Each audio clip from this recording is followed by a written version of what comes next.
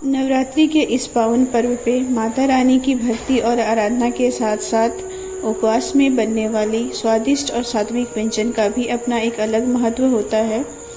दोस्तों, आज हम आपके लिए लेकर आए हैं एक स्पेशल व्रत थाली जिसमें है साबूदाना पराठा, मलाईदार साबूदाना खीर, झटपट बनने वाली आलू की सब्जी और ताजगी से भरपूर फल। यह थाली न सिर्फ स्वादिष्ट है बल्कि सेहत से भी भरपूर है। तो चलिए सबसे पहले मीठे से शुरुआत करते हैं। तो खीर बनाने के लिए मैंने साबूदाने को 3 से 4 घंटे पहले ही भिगो के रखा था। फिर इसे मैंने हल्का घी में भून लिया है और उसके बाद दूध जब अच्छे से गर्म हो गया है तो फिर मैंने इसे साबूदाने को दूध में डाल दिया है और फिर इसे चला करके थोड़ा पकने देंगे। और फिर यहाँ पे मैं इसमें डाल रही हूँ केसर वाली दूध और साथ ही मैंने यहाँ पे थोड़ा सा मिल्क पाउडर भी दूध के साथ मिक्स करके डाला था जिससे कि खीर एकदम मलाईदार लगे। जब खीर थोड़ी गाढ़ी हो जाए फिर हम इसमें डालेंगे मिठास के लिए चीनी, साथ ही 2 से 3 इलायची तोड़ करके और फिर इसमें अच्छे से चला देंगे और फिर थोड़ी देर पकने देंगे। साथ ही मैं यहाँ पे थोड़े से कटे हुए ड्राई फ्रूट्स भी डाल रही हूँ। खीर जब थोड़ी गाढ़ी हो जाए फिर हमें गैस को ऑफ कर देना है और इसे ठंडा होने देंगे। अब चलिए बनाते हैं आलू की झटपट बनने वाली स्वादिष्ट सी सब्जी। तो सब्जी बनाने के लिए पैन में मैंने 2 चम्मच घी डाला है। घी जब तक गर्म हो रही है, चलिए इसके लिए एक मसाला तैयार कर लेते हैं। तो यहाँ पे मैंने 1 टमाटर लिया है। अगर आप व्रत में टमाटर नहीं खाते हैं तो आप स्किप कर सकते हैं। साथ ही यहाँ पे 2 हरी मिर्च, थोड़े से अदरक, थोड़ी सी हरी धनिया और साथ ही थोड़ी मूंगफली लिया है। इन सबको हमें दरदरा पीस लेना है।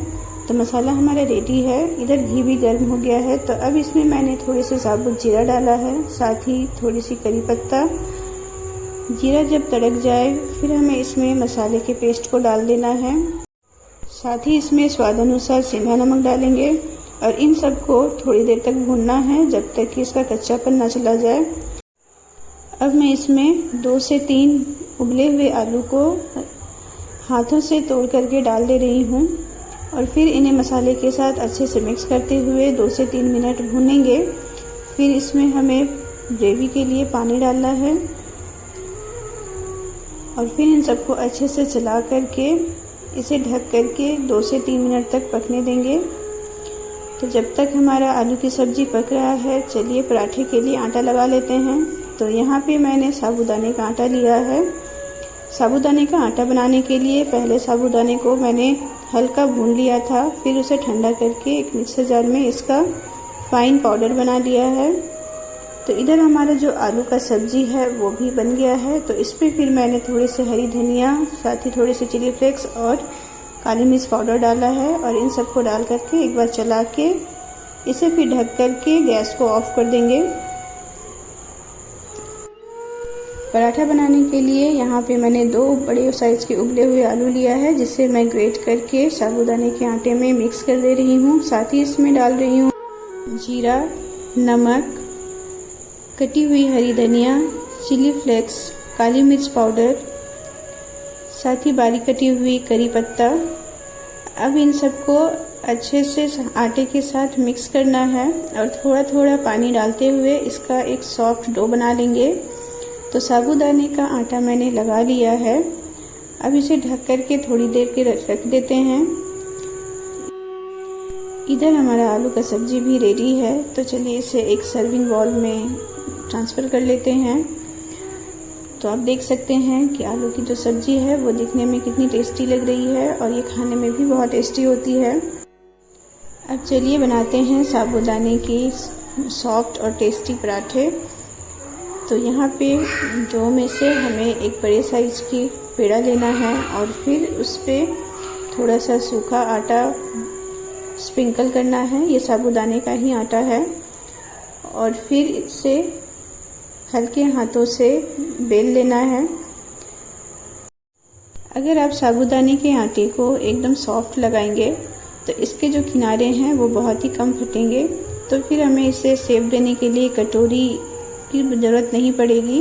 और अगर आपकी जो किनारे हैं वो फट रहे हैं तो फिर आप उसमें किसी बड़ी कटोरी से काट करके उसे गोल शेप दे सकते हैं। तो आप देख सकते हैं मेरा जो पराठा है वो उतना नहीं फटा है, तो इसलिए मैंने इसे कटोरी से वगैरह से नहीं काटा है। यहाँ मैं एक और पराठा बेल ले रही हूँ। तो इस पराठे का भी साइड आप देख सकते हैं कि बहुत ही कम फटा है। तो अब चलिए पराठे को सेकते हैं। तो यहाँ पे मैंने पराठे को तवे पे डाल दिया है।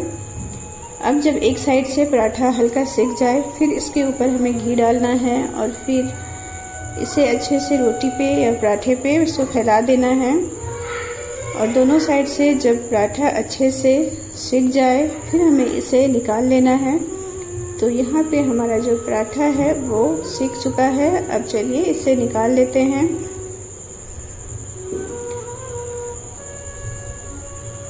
तो आप देख सकते हैं पराठा जो है वो कितना अच्छा दिख रहा है। तो यहाँ पे मैंने सारे पराठे बना लिए हैं।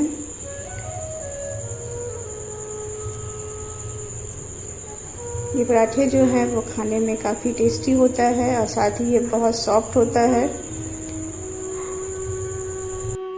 तो हमारी इस थाली की तीनों रेसिपी अब तैयार है। तो चलिए अब इसे सर्व कर लेते हैं। साथ ही यहाँ पे फल में मैंने अनार के दाने लिए हैं।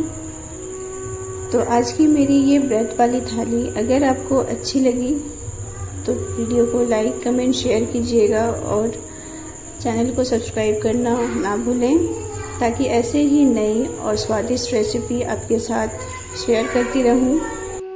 तो इस नवरात्रि ऐसी सात्विक थाली बनाकर खुद भी खाइए और परिवार को भी खिलाइए और नवरात्रि के हर दिन को और भी खास बनाइए और प्रेम से बोलिए जय माता दी।